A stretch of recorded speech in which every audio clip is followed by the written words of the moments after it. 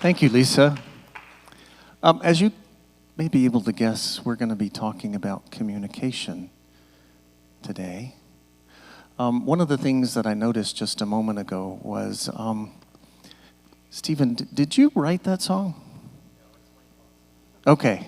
Yeah, it kind of looked like it was. But one of the things that I noticed while he was singing was that there was a communication between he and his backup singer. How many of you noticed his backup singer? Now he is, Robert is his name, is that right? Okay. Robert is at work, so please don't distract Robert. But I couldn't help but notice the communication that was taking place in the midst of that song. I'm a bit of a singer myself, and I also noticed that there is a lot that can be communicated in between the notes. There's a lot that can be taking place in the silence. And that's one of our core teachings in unity, is a recognition that the silence is the core and the source of us all. It's the place where we connect together.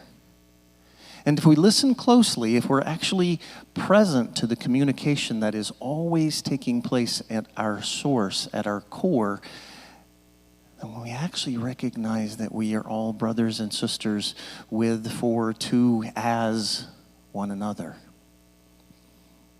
However, sometimes in our strange and tumultuous world, we can sometimes think that there is a disconnect or a miscommunication.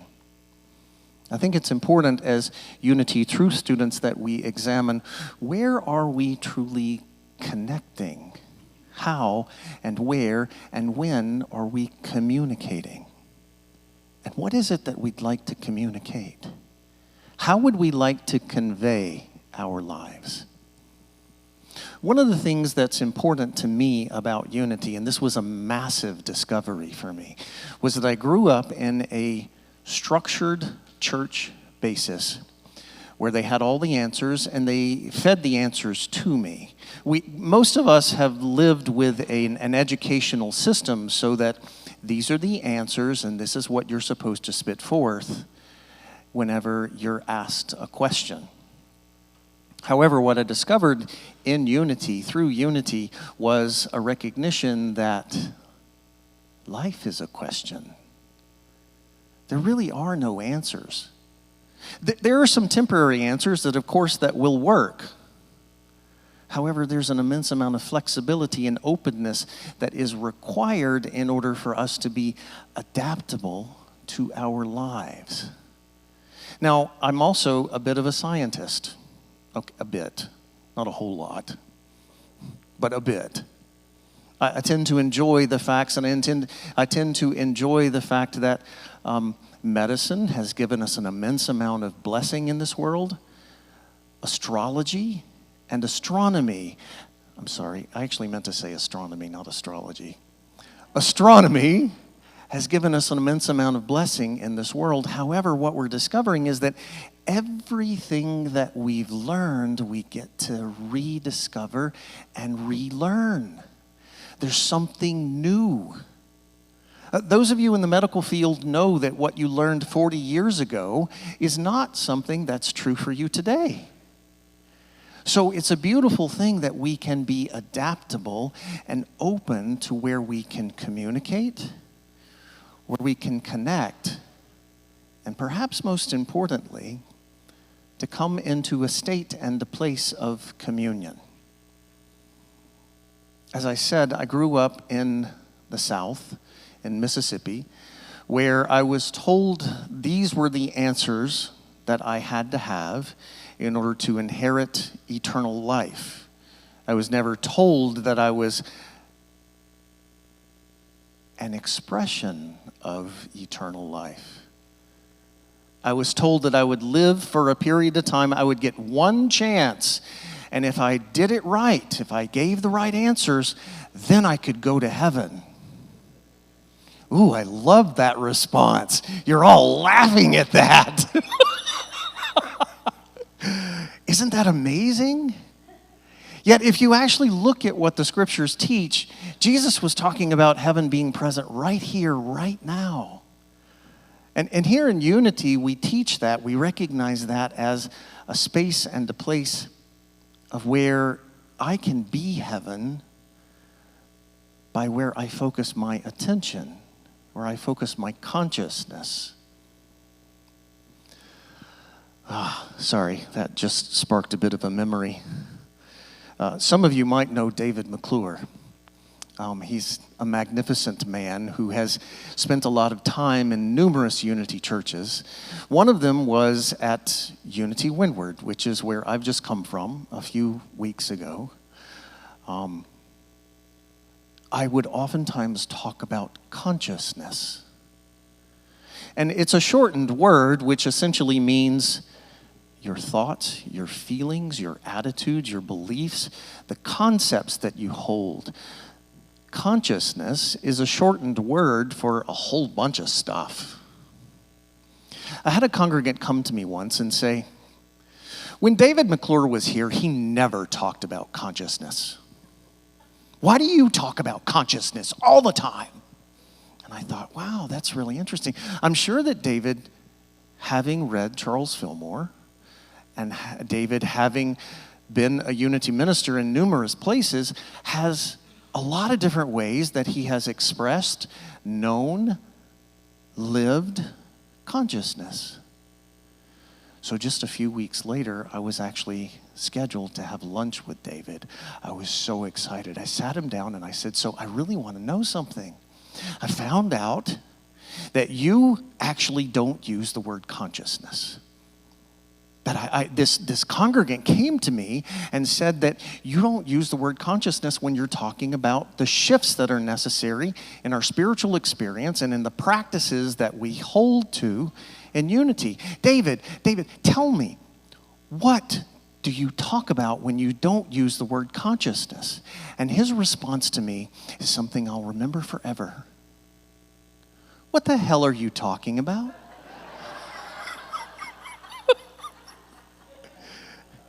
Isn't it interesting how we as human beings can hear what we want to hear? Most of us have a certain filter by which we understand things. We have a certain structure and a parameter by which we can experience and expect. And many of us hold these filters, we use these ways that we go about our day-to-day life in order to fit into a particular box. This morning, I'm fitting into the Hawaiian minister box. I selected my Hawaiian shirt. I starched it because you can only do that in Texas. People are in Hawaii, they're like, what did you do to your shirt? And of course, I'm wearing my familiar kukui nut lei. And I don't have on shoes. I know there's 2 or 3 people in the audience this morning. It's like, what is he doing? How dare he walk up without shoes on? Funny thing is I don't have socks either. So you see, we all have our little boxes that we fit ourselves into. We have our filters by which we go about our lives. My question to you this morning, what filter are you using today? By what method, by what manner do you determine what is acceptable and what is agreeable to you today? My understanding is that many of you are reading Mastery of Self, the Ruiz brothers' book.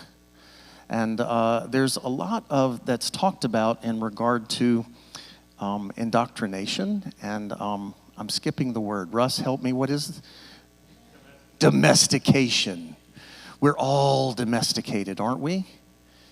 And for that matter, we go about our lives in a particular domestication by which we understand the way in which we can fit in, the manner in which we can determine how we should act and interact. And we can get lots of information from our friends. For that matter, we can get information from those we might consider to be our enemies, who of course we're praying for. If we have any enemies, we're praying for, and for that matter, praying with them, right?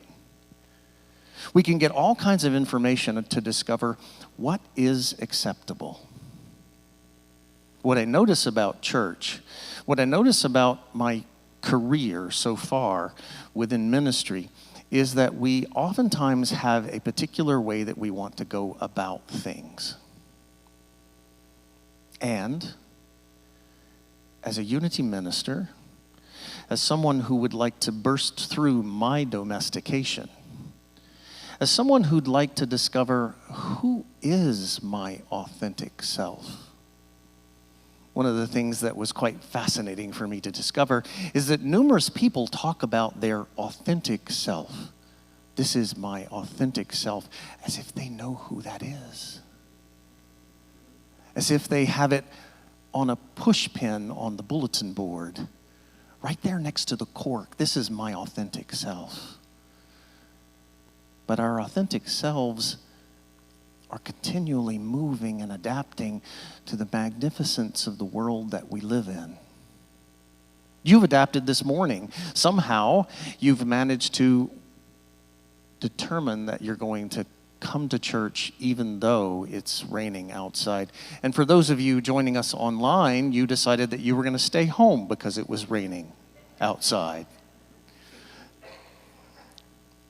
Those all over the world may not be familiar with the fact that there's a huge swath of storms that just went through the Metroplex. You see, folks, we're oftentimes in this together. And if we can find the common ground, we can actually communicate clearly. However, it might require moving outside the box that we're accustomed to. It might be necessary for you to release and let go of the restrictions that you've held on a particular experience. Maybe you've noticed that there's some stuff up here that isn't normally, and I want to acknowledge this is really quite a beautiful spread.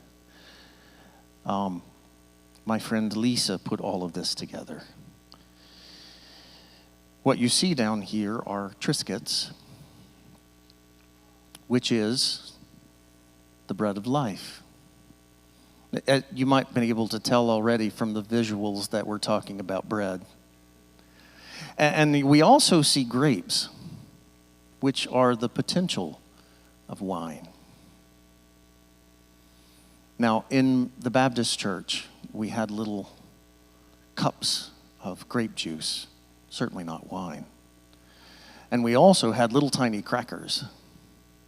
And everyone filed up single file, and no one got out of line, and everyone did it orderly. And it was very important that we did it orderly because that's what God expected, right? Good luck with that, indeed, especially in this church, which is the purpose for this, exactly. So the reason I'm telling you this Holy Communion is set before us is because every day that you live and breathe, every day when you move through your very life, you are in Holy Communion.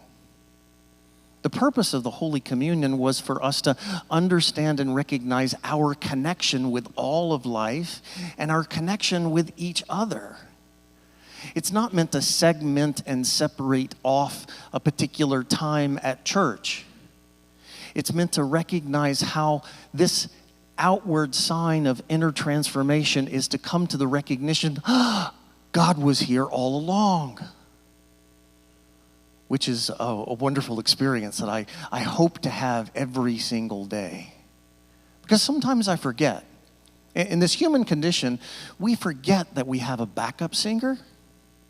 We take it for granted that we have brothers and sisters and people all over the planet praying for us, praying with us. And I think it's very important that we recognize that Holy Communion takes place as a result of your consciousness. whatever the hell that is. What's in your consciousness today? What are you holding in your thoughts and your feelings and your beliefs and your attitudes? This morning, I'm going to invite you at any point during the service. As a matter of fact, I was hoping that some people would have done it already. But of course, we're all very structured and we're all very well behaved in Dallas. It's a little different than that in Kaneohe, just to let you know. Come on up and take a grape. Come on up and take a cracker at any point. You can wait until afterwards. Of course, that will make sure that you've done it the right way. Whatever that is. Yes, Libby's going to come on up. I knew she would. So at any point, and you're not going to distract me. I'm accustomed to the town drunk coming in and being unruly in the midst of the service. Yes, there are lots of grapes. You could probably take 2. That means your potential for wine. And oh yes, there are gluten-free crackers as well. What are those, Lisa?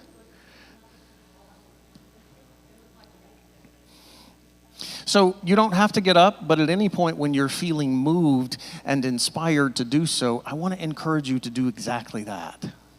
Maybe you want to wait until later. Maybe you don't. Maybe you don't want to engage at all. So at any rate, what I notice about this process and what we recognize that can always take place in any human interaction is an experience that is somewhat like chaos, right? Does it feel a little bit like chaos? That's what I get. That's one of the gifts that I bring.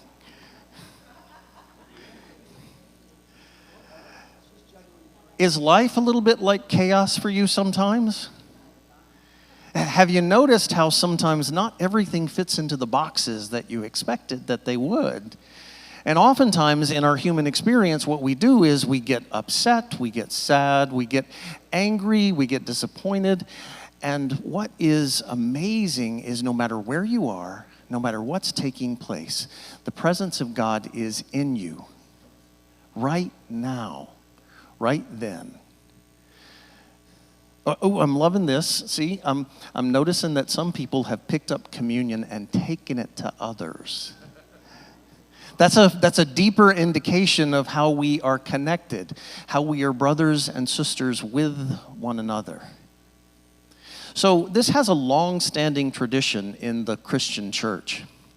My understanding is that recently David, the licensed Unity teacher, one of the many licensed Unity teachers serving this church, has addressed the question that's taking place in a lot of Unity: is Unity Christian? Yes, but no. No, but yes is kind of the answer. And what I love about this question is that over the course of the last few months, when I'm facing the possibility that the home church that has nurtured and held me for the last 12 years plus is becoming something new. We're no longer going to be a church 3 flights up. As a matter of fact, this morning, later today, the last service at Unity Windward will be taking place in the space where it has been for almost 14 plus years. Now, right now, I'm incredibly sad about that. I'm disappointed about that. I'm elated and grateful about that.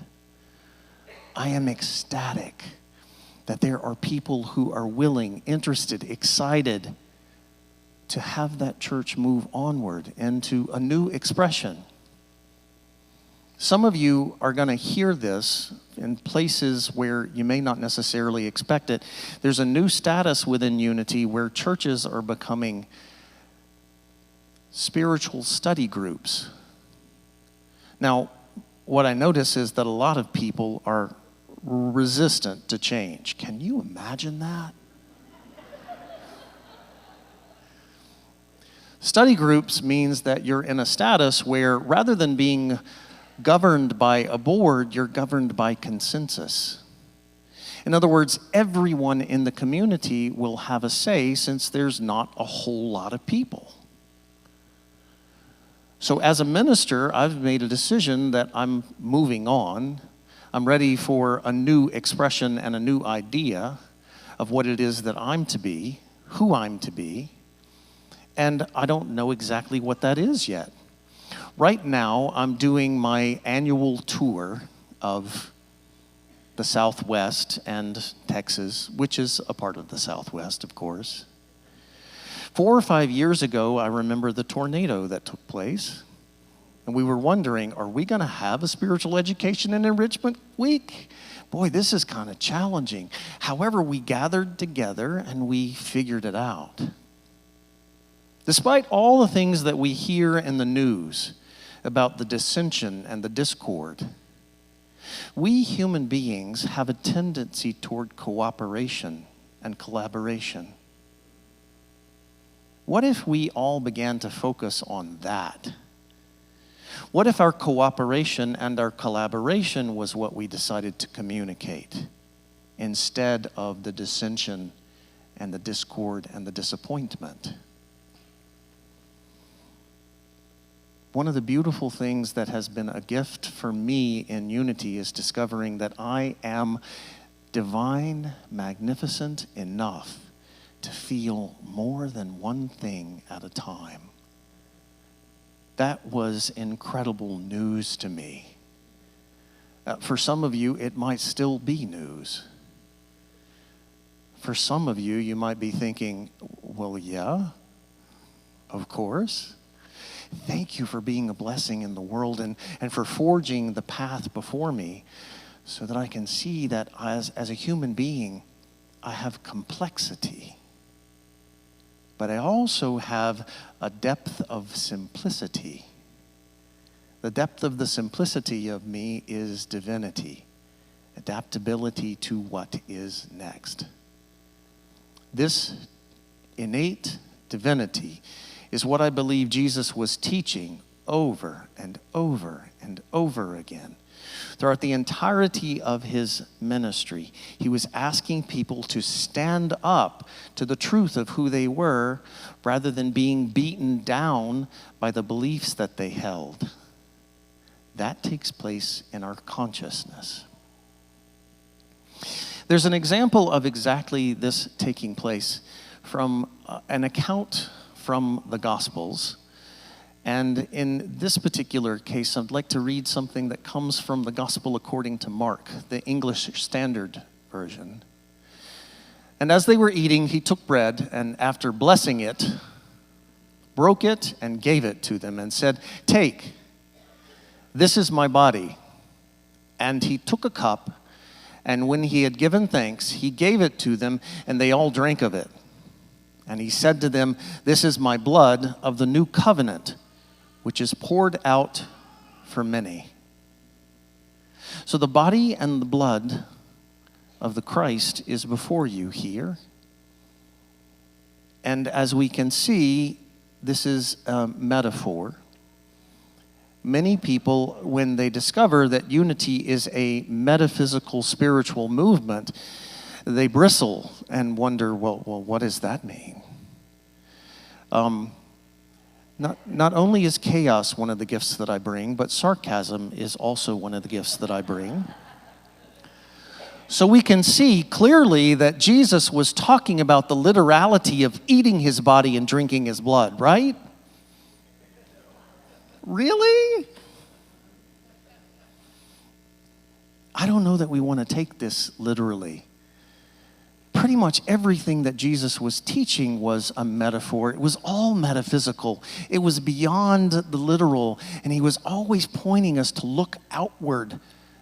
More importantly, to not only look outward from what's simply the physical, but to look inward and to see where there's a connection between the two. Unity as a movement focuses on the inner work that we get to do, principally because that's not what we do. Generally, we focus on the outer. And what happens is we expect structures, we expect literal things to take place. I manifested this because of my consciousness. It showed up in my life. Well, what actually takes place is that I shift within me in order to accept and receive the amazing bounty that's already present. I believe that's what Charles Fillmore was talking about when he spoke to prosperity. And he spoke to the depth and the wonder of life itself. Can you, can I, can we together really take a drink of life? Really take a bite out of life and recognize how amazing, magnificent, and beautiful it is? Or do we stand back and cower and wonder if we deserve? Shall we instead just think about how, well, I'm only human? You're not. You're not only human. You're much, much more than that. And I know that the whole kingdom of God is at your disposal. Are you willing to accept it? Not at your disposal specifically so that you can hoard it and hold on to it. That would indicate your lack consciousness once more. We are all in this amazing experience called life. Just last week, I was in Albuquerque, New Mexico. The week before that, I was in Kaneohe, Hawaii, and also in Kailua, Hawaii. Probably one of the most magnificently beautiful places on the planet. New Mexico is an incredibly beautiful place too. Now, since I've been in Dallas, I've also noticed that it's been very cloudy, so a lot of the clouds have been blocking my view of the mountains.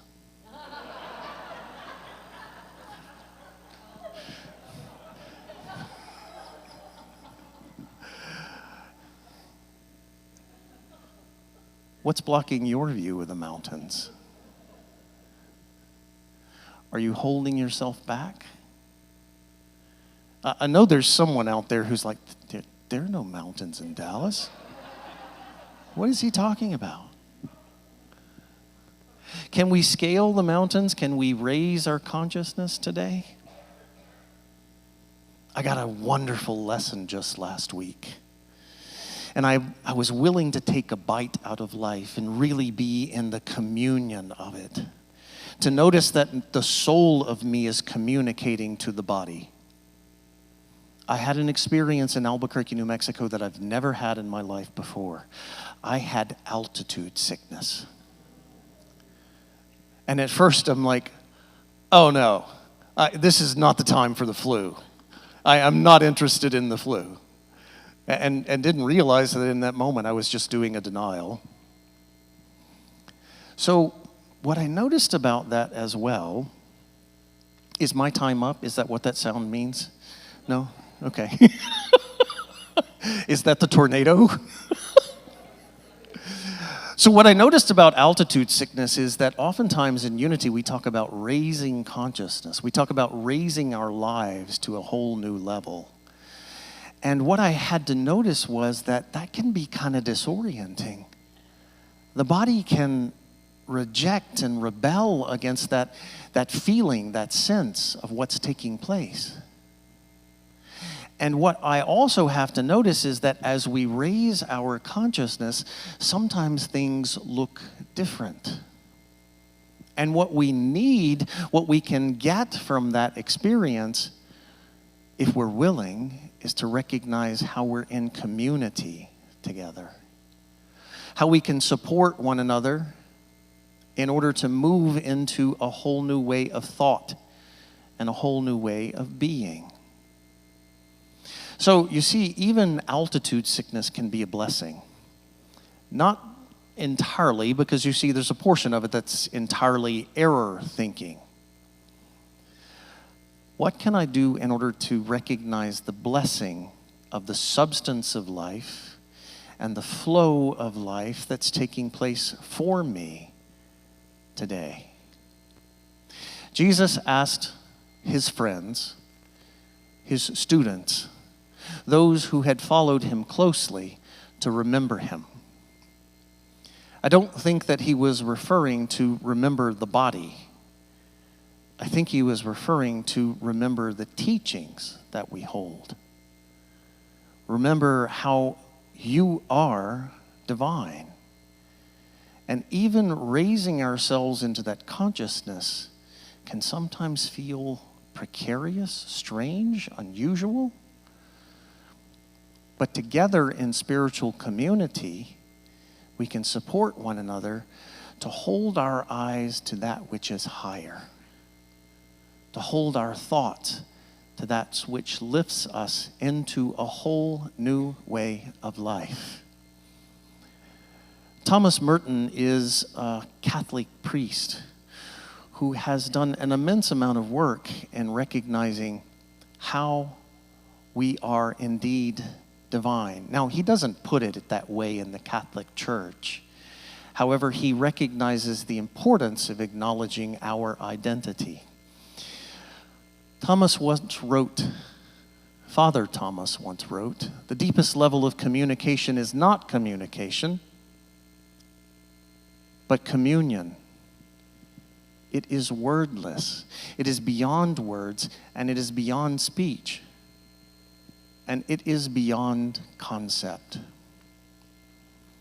For those of you who are reading the Ruiz brothers, one of the things that takes place in the very beginning of the book is a redefinition of a number of terms that you're probably familiar with, which can be a little disconcerting because it's like, oh, I thought I understood this word, now I don't. And now I have to re-understand this. For any of you who've ever read A Course of Love, it's a very similar experience. For any of you who've ever read A Course in Miracles, that too is a very similar experience. Oh, forgiveness. I thought I knew what forgiveness is. No, you don't.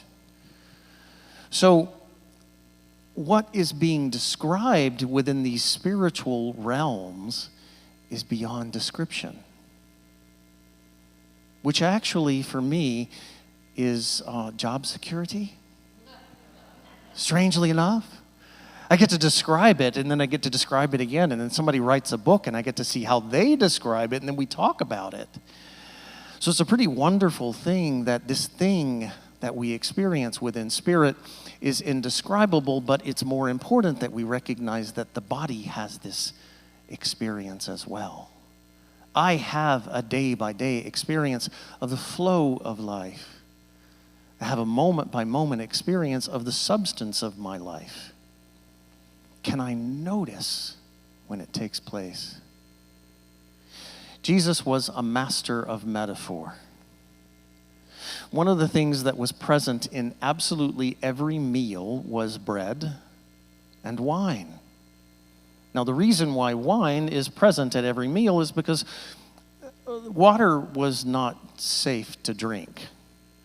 Maybe some of the flowing water could be easily and safely drunk. However, wine, which had been fermented, was much safer. So it was a common thing that they drank, as well as bread.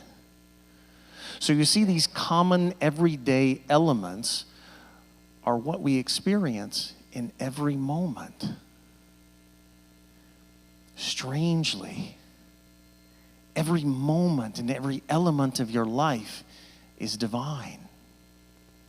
And the stories that you've told about this is good and this is bad and this is black and this is white and this is right and this is wrong and this is right and this is left, all of those stories that you tell, they're simply stories. Your whole life is based in what you have determined to decide what is good or bad. You know within you who you want to be. Who is that authentic self that has a contribution to make to this world, but also at the same time is willing to take a big bite and a big drink out of it? That is indescribable. That is something that can't be formulaic. And although the religion of my youth made every attempt and gave me a lot of instruction in order for me to determine that my spiritual life had to be formulaic, Today, I recognize that it's a flow. It's an ongoing, recapitulating substance in my life.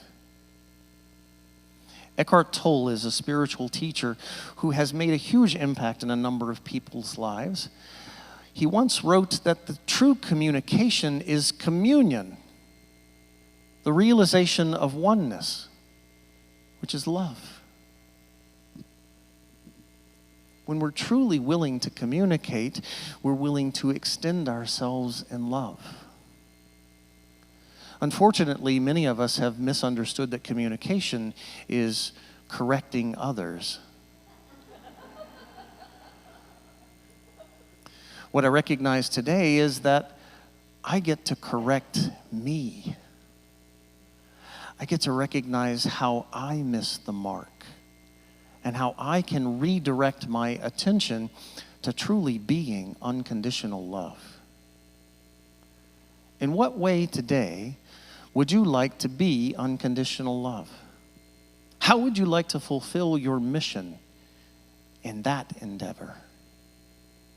In what way can we move forth in our lives and in our world in order to be the difference, to make the difference? That's where true communication and communion can and does take place. Don Miguel Ruiz is quoted in the Brothers book. A moment of clarity without any action is just a thought that passes in the wind. But a moment of clarity followed by an action is a pivotal moment in our life. Anyone else recognize that this is the fifth basic unity principle? Thoughts and feelings and attitudes and beliefs and prayer and meditation is all wonderful stuff. But until I put my foot in front of one another and put it into action, it doesn't really matter. So if I have a shift and an awakening and an awareness and I don't change the way that I act in the world, it makes no difference. So when an awakening and an awareness comes to you, I trust and I hope that you, as well as I, will follow with that. As human beings, we have a tendency to be habitual. We learn to expect what we learn to expect.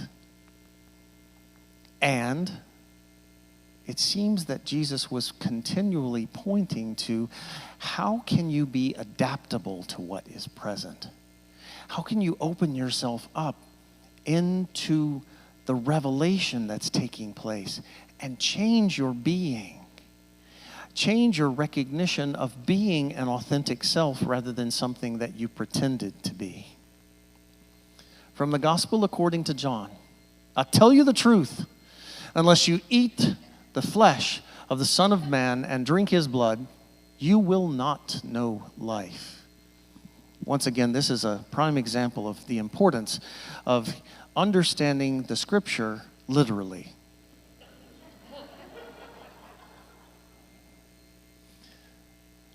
There's such a beautiful quality when we recognize the metaphysics of what's being said here. If you really do take a bite out of life, if you really do drink life to the depth of you, there's an incredible richness available to us. And sometimes it may feel like chaos. Sometimes it requires us to let go of what we've expected. I'm in the midst of that process, as I've already shared with you this morning. Over the course of the last 3 months, when it became imminent and obvious that Unity Windward was going to express in a brand new way, I had an experience of grief.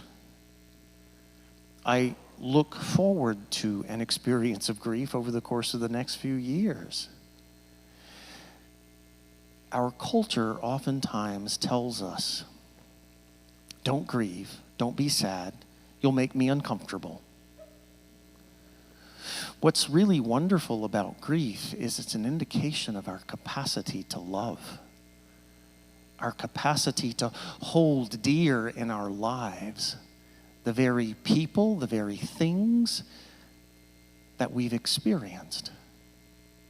Can you come into communion with all that is by recognizing the connection and the communication that's already taken place? It's by no mistake that communion is the word in the middle. Because you see, the other two sides of that are the very thing that lift us into an awakening of the communion that has been taking place all along. It's that aha. It's that moment where we recognize God has been here all along. And I am willing today to imbibe and to richly express my life. Matthew Kelly is a spiritual teacher who comes from Australia. And I've only recently discovered him. He's written a number of different books about the teachings of Jesus, and also he does a number of different workshops all over the world. He once wrote that the Sioux believed that the longest journey we can make in this life is from the head to the heart. This is also the longest spiritual journey we can make.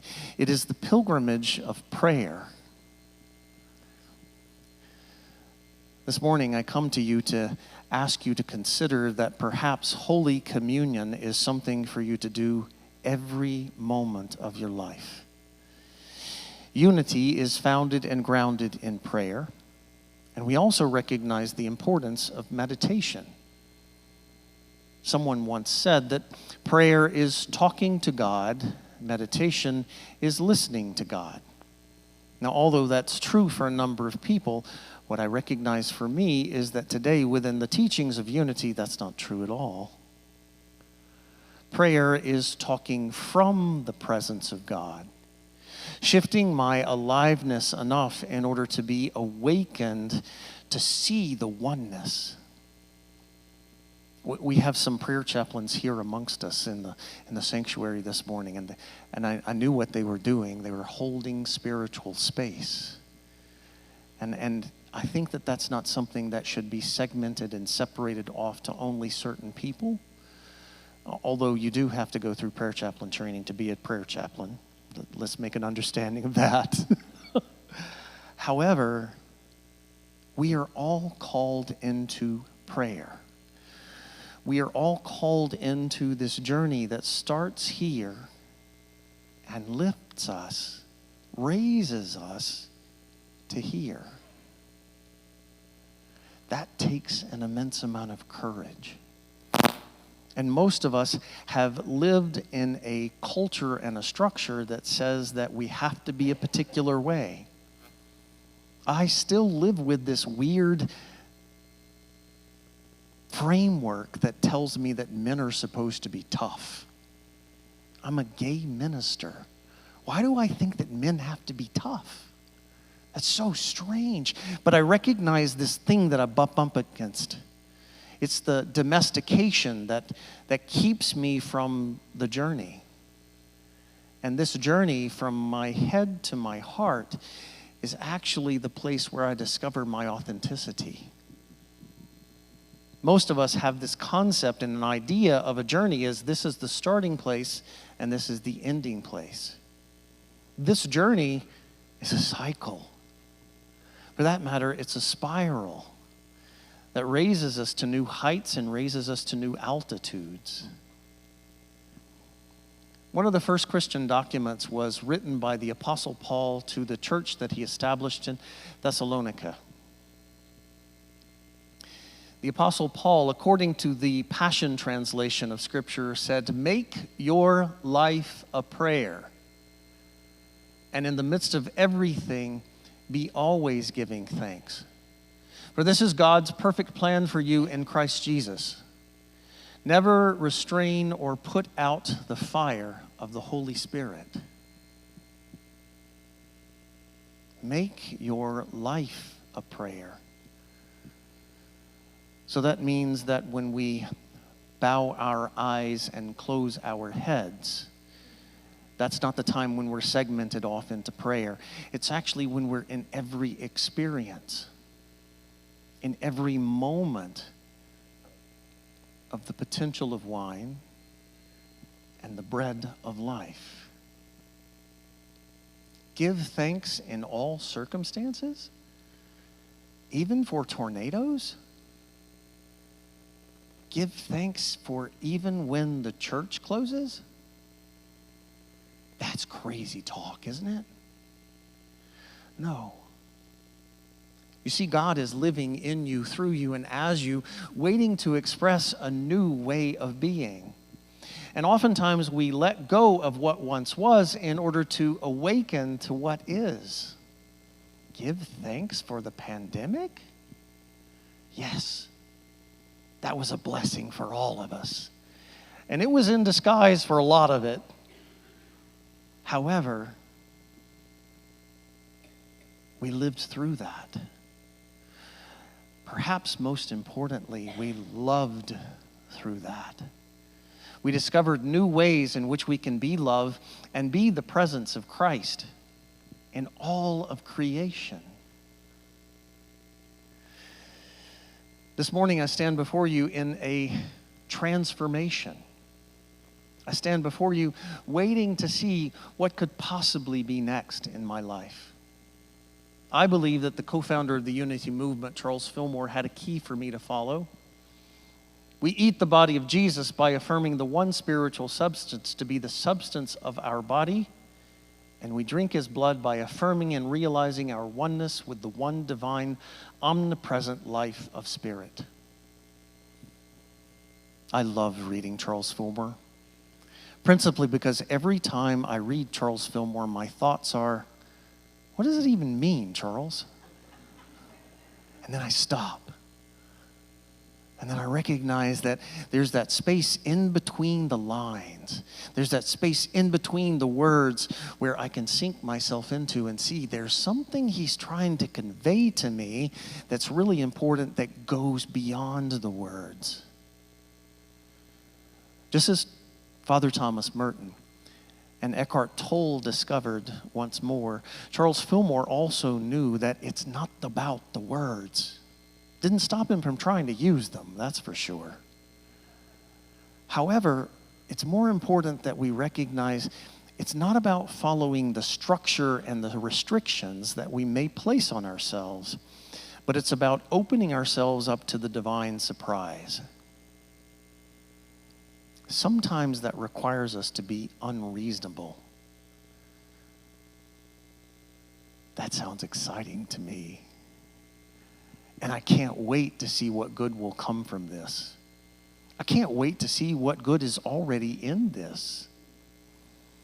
This morning, I had an opportunity to have a text conversation with a good friend of mine who lives in the Metroplex. Some of you know him. He lives in a place called Lancaster. And I was noticing that there were some floods going down in Lancaster. And he said, yeah, I'm excited about you being here. I hope that we'll get a chance to have some coffee later this week. What good can come from this? What good is already present in this? And perhaps, maybe I can ask the question, how can I be love in this? There's a season that comes and there's a season that goes in our lives. And oftentimes what we want to do is we want to hold on and grip. But you see, the bread that's available to us is something that we bake anew every day, something that we can be present to. And more importantly, we can be grieving what once was, loving once what was, but also loving what is.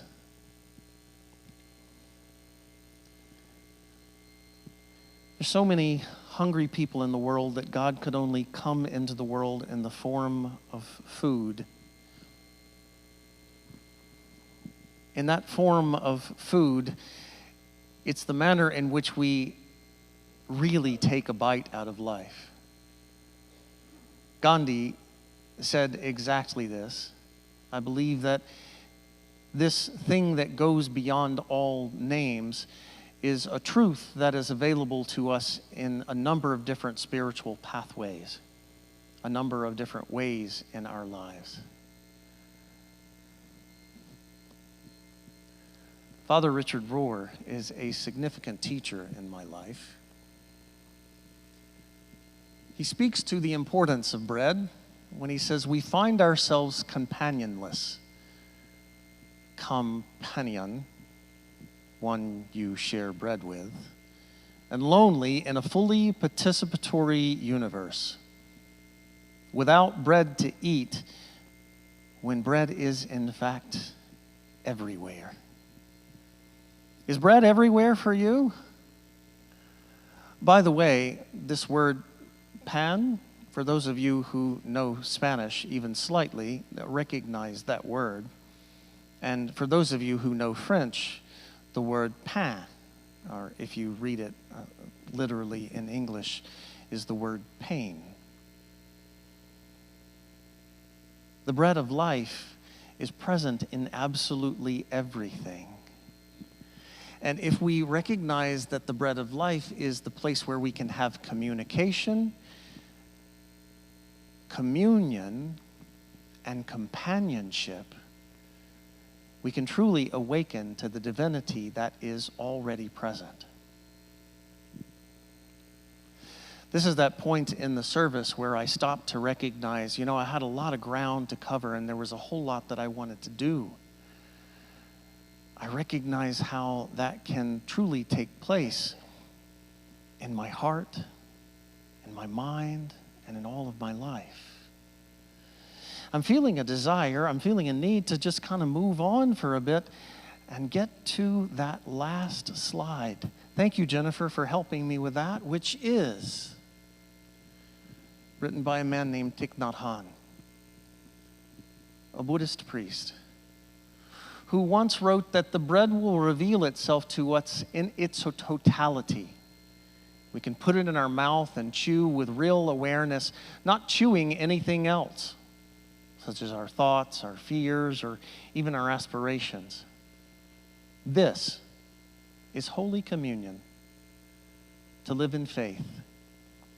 When we practice this way, every meal is the Last Supper. So I bring to you my last challenge, my last question. Can you let every single meal that you engage in be the Last Supper, the Holy Communion, the Eucharist? I believe that's what Jesus was directing us to, was to recognize the beauty and the magnificence of every moment in our life. To truly recognize that life itself is beautiful, that heaven is here, and it's living in you, it's living in me, it's living in all of us. So as we take a bite out of life, as we drink at depth, can we be outrageous enough to recognize that heaven takes place in my consciousness? Heaven is my life, your life, and our lives together. Now remember, you still get an opportunity to create some chaos today. You can still come up at any moment and have a great, Lisa says, there's lots of grapes. Have a Triscuit. Are these rice crackers? Rice crackers? They're almond crackers. Okay. So for those of you who are gluten intolerant, there's still that. We all have a part to play. We all get to be in this amazing thing called life. When we hold ourselves back, we're telling God, no thanks. So stop doing that, if that's what you'd like to do. Take a bite out of life, and let's live in Holy Communion in this day. There's one thing that I skipped at the very beginning, and that was aloha. Now, many people have mistranslated that word as hello and goodbye. It means a lot more than that. It means that too. So at the end of my sharing with you, I'm going to say aloha, which means I recognize that the breath of life is in you. I recognize that the breath of life is within me. I love the breath of life as it flows around us, as it flows in us, it flows between us. Aloha.